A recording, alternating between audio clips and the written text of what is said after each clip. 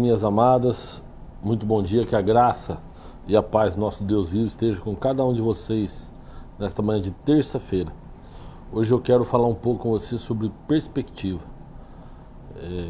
A gente às vezes cria uma perspectiva, né, com um olhar diferente de algo que poderia ser bem mais simples, e tem gente que sofre com isso, né? Tem gente que, pela perspectiva de alguém, um erro que o irmão comete contra você, você às vezes fica chateado, carrega aquilo no coração, uma mágoa no coração, e aquilo faz mal só para você. Eu costumo dizer isso, que o ódio é um veneno que você bebe achando que vai matar o outro. Mas tem a perspectiva daquele que vê tudo com bons olhos, tudo pelo lado bom, né? E às vezes um erro que alguém comete contra você, passa por cima, esquece, consegue perdoar e toca a vida em diante. E é interessante isso daí, porque tem gente que consegue ver o lado bom da vida. Tem gente que não consegue, tem gente que tem perspectiva que tudo que acontece é ruim, igual aquela história do copo, né, pela metade água. Tem gente que vê o copo e acha que tem pouca água, que está quase acabando, e tem gente que olha e acha que o copo está quase cheio, né? Perspectiva. Então, tem gente que consegue ver o lado bom do ser humano, tem gente que consegue ver coisas boas em tudo que faz, e tem gente que não tem, né? Uma decoração de casa, tem gente que para decorar uma casa, para achar bonita, tem que gastar milhares e milhares de reais numa peça de cristal ou numa coisa eletrônica, alguma coisa assim que custa muito caro para colocar no ambiente para deixar bonito. Tem gente que com uma simples planta, que com uma simples peça de louça decora o ambiente de forma que muda completamente, né? E assim tem gente que olha para as pessoas e fulmina as pessoas com o olhar, passa um ódio, não sei, passa um rancor. Tem gente que transforma a vida da pessoa com um simples olhar, né? Já passa amor, é diferente. Isso é perspectiva. E eu quero ler com vocês uma parábola, e depois eu quero falar sobre duas perspectivas dessa parábola: a perspectiva de quem vai e a perspectiva de quem fica. A parábola do filho pródigo, e diz assim, está em Lucas 15:11. E disse: um certo homem tinha 2 filhos, e o mais moço deles disse ao pai: Pai, dai-me a parte da minha fazenda, a que me pertence. E ele repartiu por eles a fazenda. Poucos dias depois, o filho mais novo, ajuntando tudo, partiu para uma terra longínqua, e ali desperdiçou a sua fazenda, vivendo dissolutamente. Havendo ele gastado tudo, houve naquela terra uma grande fome, e começou a padecer necessidade. E chegou-se a um dos cidadãos daquela terra, o qual mandou para os seus campos a apacentar porcos, e desejava encher o seu estômago com as bolotas que os porcos comiam, e ninguém lhe dava nada. E caindo em si, disse: quantos trabalhadores de meu pai têm abundância de pão, e eu aqui pereço de fome? Levantar-me-ei, e irei ter com meu pai, e dir-lhe-ei: Pai, pequei contra o céu e perante ti. Já não sou digno de ser chamado teu filho. Faze-me como um dos teus trabalhadores. E levantando-se, foi para o seu pai. E quando ainda estava longe, viu seu pai, e se moveu de íntima compaixão. E correndo, lançou-se-lhe ao pescoço e o beijou. E o filho lhe disse: Pai, pequei contra o céu e perante ti, e já não sou digno de ser chamado seu filho. Mas o pai disse aos seus servos: Trazei depressa a melhor roupa, e vesti-lhe, e põe-lhe também um anel na mão, e a sandália nos pés. E trazei um bezerro cevado, matai-o, e comamos e alegramo-nos. Porque este meu filho estava morto e reviveu, tinha se perdido e foi achado. E começaram então a alegrar-se. O seu filho mais velho, que estava no campo, e quando viu e chegou perto da casa, ouviu a música e as danças, e chamando um dos servos, perguntou-lhe o que era aquilo. E ele disse: Veio teu irmão, e teu pai matou um bezerro cevado, porque o recebeu são e salvo. Mas ele se indignou e não queria entrar. E saindo o pai estava com ele, mas respondendo ele disse ao pai: Eis que te sirvo há tantos anos, sem nunca transgredir o teu mandamento. Nunca me deste um cabrito para alegrar-me com os meus amigos. Vindo, porém, este teu filho, que desperdiçou tua fazenda com as meretrizes, mataste-lhes um bezerro cevado. E ele disse: Filho, tu sempre estás comigo e todas as minhas coisas são tuas. Mas era justo alegrarmos-nos e regozijarmos-nos, porque este teu irmão estava morto e reviveu, tinha se perdido e foi achado. Essa parábola muito famosa que Jesus contou do filho pródigo, né? Conta a história então de um moço que chegou ao pai, pediu para o pai antecipar a parte que ele tinha na herança, porque ele queria ser, talvez porque ele não concordasse com a vida que ele estava levando, porque tem muito disso, né? Tem gente que não dá valor naquilo que tem ou na vida que leva e só passa a valorizar depois que perde, né? Inclusive tem muito disso, tem até um ditado que fala, né, que a gente passa a dar valor em alguma coisa só depois que a gente perde. E tem gente assim, eu imagino que esse jovem estava vivendo dessa forma, vivendo insatisfeito, trabalhando na fazenda, mas não querendo estar, e ouvindo falar de jovens que se divertiam, jovens que tinham uma vida completamente diferente da dele, né? É uma perspectiva isso daí, né? A gente começa a olhar a vida dos outros e imaginar que a vida dos outros pode ser melhor do que a nossa. O ser humano tem disso, né? Nós não podemos viver a vida do outro, nós temos que viver a nossa vida, né? E nos alegrar com aquilo que nós temos e da forma que nós vivemos, né? E se alguma coisa não está legal, nós podemos fazer algo para transformar, mas não querer viver a vida dos outros, né? O que aconteceu ali? Esse jovem, já cansado da vida que levava ali na fazenda, pediu para o pai então dividir a herança, antecipar a parte dele, e caiu no mundo. E caiu no mundo e ele não estava acostumado com a liberdade.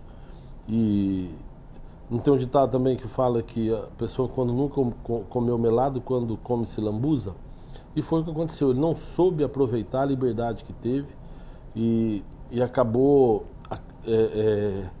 gastando tudo de forma dissolutamente, de uma forma inconsequente, e acabou com a parte que ele tinha, a ponto de passar fome.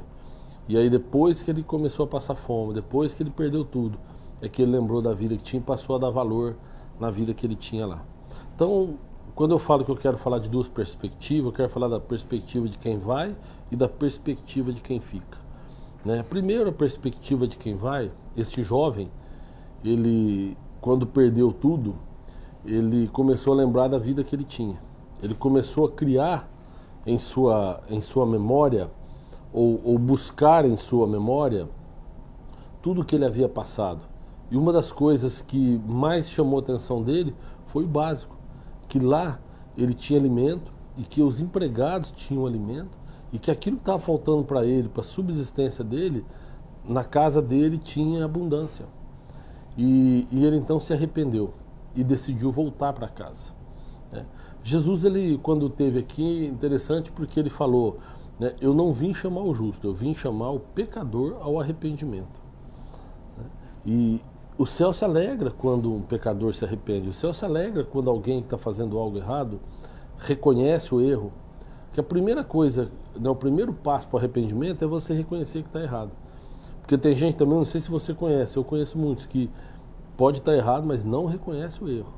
Ele busca alguém que esteja errado, ele quer colocar a culpa em alguém, mas não reconhece os próprios erros.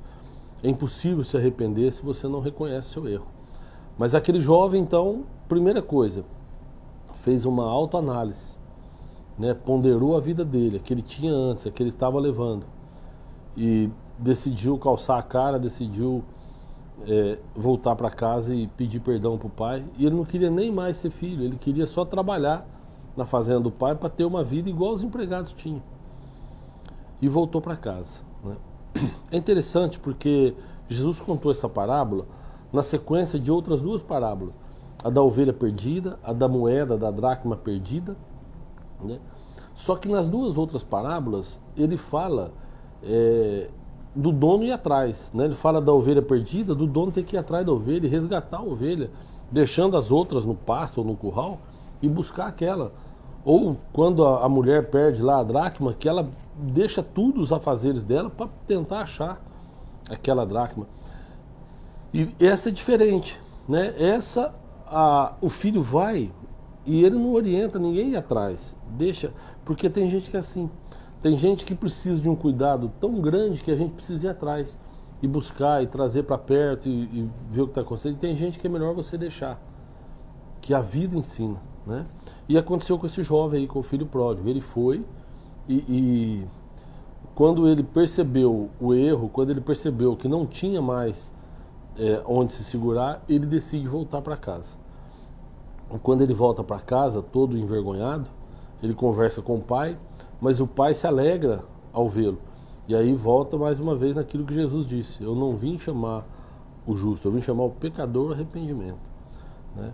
O que acontece é que muitas pessoas cometem erros e acham que esses erros são suficientes para tirar a graça de Deus da vida delas, né? Quando você viu que fala aqui, ó, ele foi para uma terra longínqua. Quando você decide viver de uma forma absoluta, você fica distante da presença de Deus, né? Mas não tem nada que te tire definitivamente da presença de Deus. Você pode voltar a qualquer momento e Deus vai te receber com os braços abertos. Mas o mundo às vezes põe tanto peso nas pessoas que as pessoas não se sentem dignas de entrar na presença de Deus. E Deus, Ele nos ama tanto que Ele quer a gente do lado dele. Não importa o tamanho do seu pecado, não importa o tamanho da sua beneficência, porque na verdade as pessoas pensam isso: eu vou fazer tal coisa porque eu vou agradar a Deus. Só que eu quero dizer uma coisa para você: nós temos que andar de forma justa, de forma correta, benigna, e andar humildemente com Deus. Porém, não há nada que você possa fazer que possa fazer diferença no amor de Deus por nós. Deus é muito grande, Deus, Ele é muito grande. Tudo que a gente faz, a diferença perante Deus é muito pouco. Nós somos dependentes do amor, da graça e da misericórdia de Deus. Totalmente dependentes. Miqueias 6,8 fala: o que você acha que Deus espera de ti, homem? Senão que você seja justo, que você pratique o bem e que ande humildemente na presença dele. Então, é isso que a gente precisa fazer: ser justo, praticar o bem e andar humildemente na presença de Deus. Agora, o amor de Deus, a graça de Deus, ela vem sobre todos. Jesus também tem uma hora que ele fala: Deus fez o sol nascer sobre justos e sobre injustos, né? Deus, ele manda chuva para aquele que está plantando e que é justo, e para aquele que não está plantando e que não é justo, para aquele que planta e que não é justo, né? Ou seja, a chuva vem para todos, o sol vem para todos. Tudo que Deus faz, Ele inclui toda a humanidade. A diferença é de como a humanidade vai aceitar aquilo, se quer estar na presença de Deus ou não. E aquele jovem, na perspectiva de quem vai, ele teve uma grande lição. Ele viu que os bens materiais, que o dinheiro não é o suficiente para fazer uma pessoa feliz, né? A vida que ele estava levando, ela dá uma certa alegria até um determinado momento, mas ela não consegue dar uma felicidade constante. Por quê? Porque chega uma hora que acaba. O dinheiro acaba, os bens acabam, né? E mesmo quando não acaba, porque você já reparou isso, às vezes a pessoa quer tanto um bem material e adquire aquele bem, mas passa um certo tempo, aquilo já não é suficiente mais para a pessoa. Aí a pessoa vai buscar outras coisas, a felicidade dela está sempre em alguma coisa. A pessoa está sempre buscando sua felicidade em algo, em alguma coisa, em alguém, e esquece do seu próprio eu, né? Esquece de buscar a felicidade interior e esquece de colocar a sua vida naquilo que é mais sagrado, que é a presença de Deus na nossa vida. Aquele jovem reconheceu depois de um tempo que ele tinha cometido um erro, e ele decide então voltar. O arrependimento, né? Jesus veio para aquele que se arrepende. E quando chega então em casa, o pai faz uma festa, se alegra, e ele explica: puxa, eu achei que esse meu filho tinha perdido, eu já não contava mais com ele, e hoje ele está de volta. Então eu me alegro muito com isso. A história diz que o filho mais velho daquele homem, né, o irmão do rapaz, chega e vê aquela festa e se revolta com o pai. Porque, eu estou aqui sempre leal, sempre fiel, e de repente vem o meu irmão e o senhor faz uma festa para ele, né? Essa é a perspectiva de quem fica. Isso acontece muito nas igrejas, né? Alguém comete um erro, um pecado e se afasta da presença de Deus, e aquele que ficou na igreja começa a fazer comparação. Pô, eu estou sempre aqui, eu estou sempre trabalhando aqui, eu sou um obreiro fiel, eu sou um membro fiel, um dizimista fiel. E aí de repente aquele cara que fez um monte de coisa errada chega e a gente é obrigado a acolher. É obrigado a acolher? Não, você não é obrigado a acolher. Mas se você tem o Espírito Santo na tua vida, se você consegue enxergar o fruto do Espírito na tua vida, então você vai acolhê-lo com amor, não por obrigação. Mas você vai amar esse seu irmão que está voltando, né? E então a perspectiva de quem fica é essa, é que por mais que você seja justo, por mais que você ache que você está fazendo a coisa correta, o seu irmão ele tem direito ao arrependimento. E muitas vezes o erro do seu irmão não vai tirá-lo da presença de Deus, porque o amor de Deus é tão grande que se no coração dele ele se arrepender e ele tiver uma vida íntima com Deus, interno ali no coração dele, talvez ele vá para o céu e você não sabe. Eu falo isso sempre, aquele que se acha justo demais precisa tomar cuidado. O João escreveu isso, né? Aquele que acha que não tem pecado já está pecando, só de achar que não tem pecado. Que nós cometemos erros. Às vezes dentro da igreja nós cometemos erros. E nós precisamos respeitar os nossos irmãos, independente dos erros que eles cometam.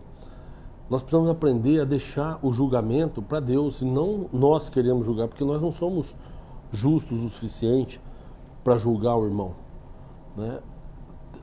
Talvez se Deus pedisse para cada um de nós julgar um ao outro, a gente provavelmente ia cometer muitas injustiças. Eu me lembro quando eu estava ainda no ginásio, na minha época era ginásio, hoje é ensino fundamental 2, né?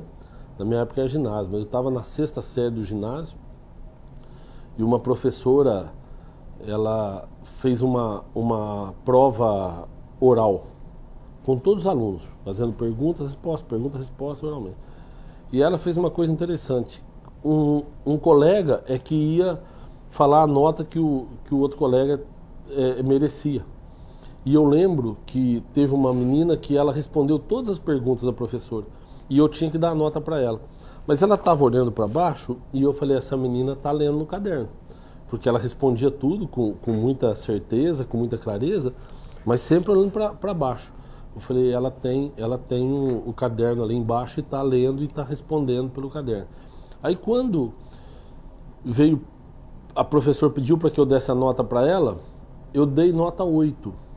E a professora falou, por que nota 8 se ela respondeu todas as perguntas? Eu falei, porque eu acho que ela estava olhando no caderno. E aí ela falou, nossa, eu não trouxe nem material hoje. E a menina não tinha nada nas mãos, nada. Não. Ela não tinha levado material. Ela estava olhando para baixo por timidez. Ela respondia olhando para baixo porque ela não tinha coragem de encarar a professora simplesmente por timidez. Mas ela tinha se preparado e sabia tudo. E eu não fui justo com ela. E às vezes acontece isso, a gente julga os nossos irmãos de uma maneira injusta. Por isso, nós precisamos deixar o julgamento para Deus. Nós precisamos acolher cada um, independente do erro. A igreja é para isso, eu falo sempre isso, a igreja é um pronto-socorro. A pessoa que está doente, o lugar dela é o pronto-socorro de um hospital. Se ela está passando mal, ela precisa ser cuidada, né? Então, no pronto-socorro é que você acha doente. A igreja é um pronto-socorro do céu. É ali que você vai achar pessoas que precisam ser tratadas e precisam ser cuidadas.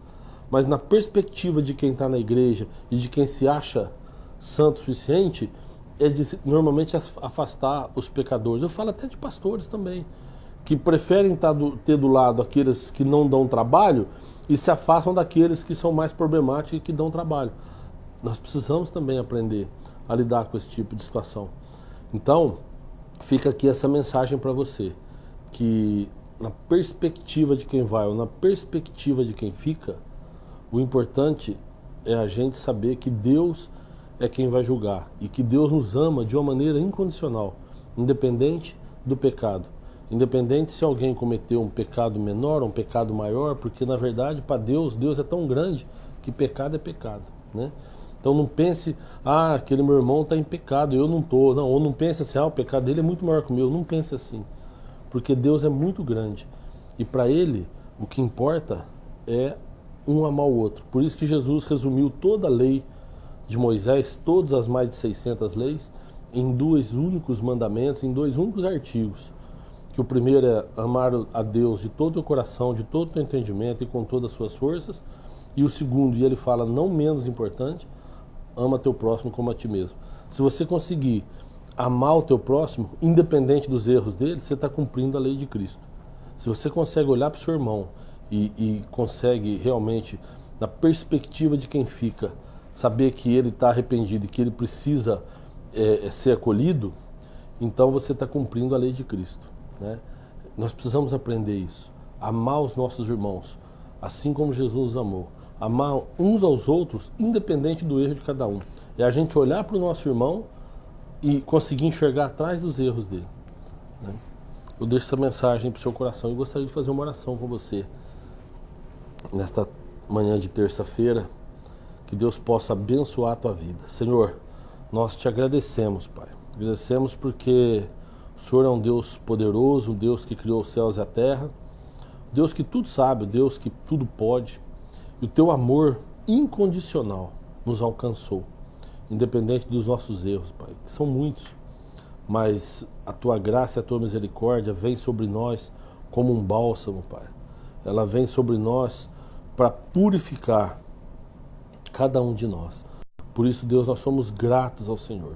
E eu te apresento agora, Deus, a vida que está do outro lado agora dessa câmera, que ela possa ser tocada pelo teu Santo Espírito.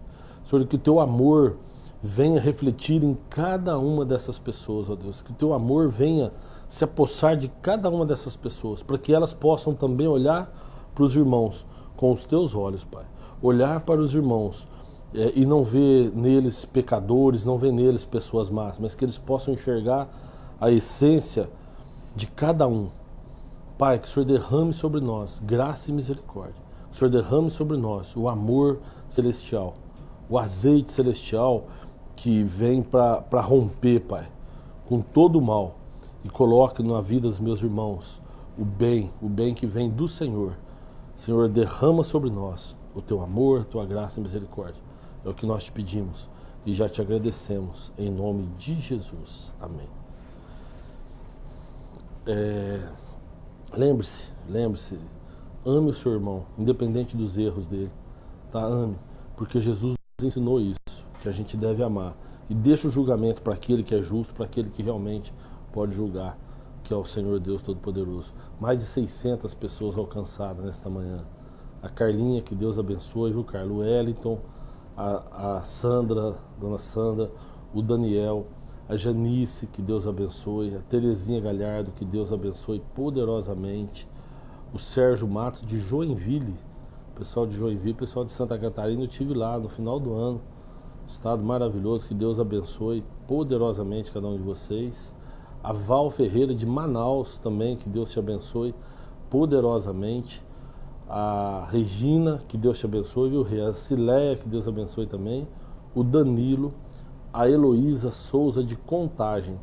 São mais de 620 pessoas alcançadas nesta manhã de terça-feira.